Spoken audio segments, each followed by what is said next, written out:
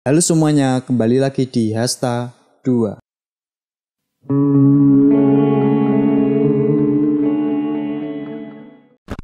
Kali ini kita akan membagikan cerita tentang hantu lagi. Hantu kali ini berasal dari Jawa, yang bisa dibilang hantu ini murah senyum. Hantu ini disebut di Jawa yaitu gundul pringis. Tapi ada beberapa penyebutan menurut dari daerah mana kisah ini dibagikan, yaitu ada glundung pringis, glundung plecek, das glundung, cemplung, glundung pecengis, glundung kecek. Nah, di daerah kalian namanya yang mana? Kalau di daerahku, hantu ini namanya glundung pecengis. Oke, sebelum lanjut ke cerita, jangan lupa klik tombol subscribe, aktifin loncengnya biar kalian tidak ketinggalan video-video selanjutnya.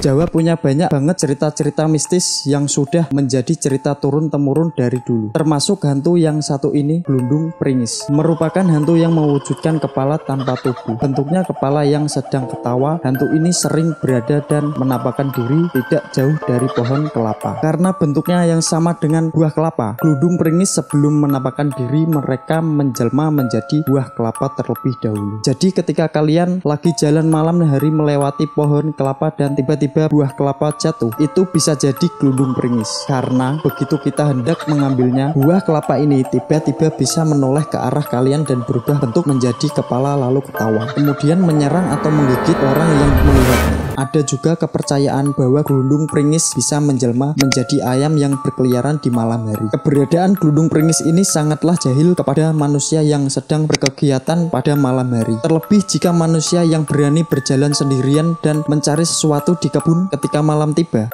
Salah satu cerita dari mahasiswi dari Yogyakarta turut membagikan kisahnya mengenai glundung pringis ini. Kejadiannya pada malam Jumat. Wah, kenapa semuanya yang berkaitan dengan hantu pasti jatuh di malam Jumat? Kenapa tidak weekend? Apa hantu-hantu saat weekend ikut libur juga?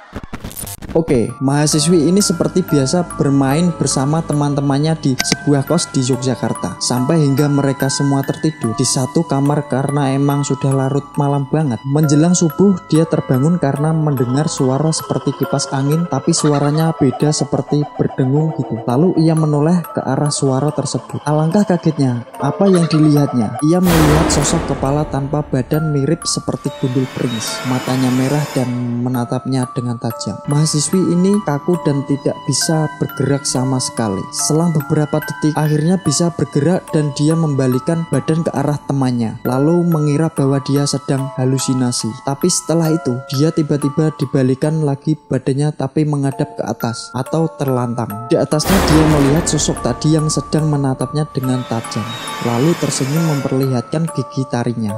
Mahasiswi ini takut makin menjadi-jadi. Dia membaca segala macam ayat pendek dan tak selang lama, untungnya suara mengaji subuh dari masjid terdengar dan hantu gundul pringis ini hilang secara perlahan. Mahasiswi ini terbangun dan dalam keadaan lemas. Kemudian temannya bangun untuk sholat subuh dan betapa kagetnya melihat temannya yang duduk dengan sangat ketakutan. Cerita ini merupakan salah satu dari banyaknya kejadian mengenai hantu gundul pringis. Jika kalian ada yang sudah menjumpainya, bisa bagikan cerita kalian ke kita di bawah. Oke, cukup sampai di sini cerita mengenai gundul pringis.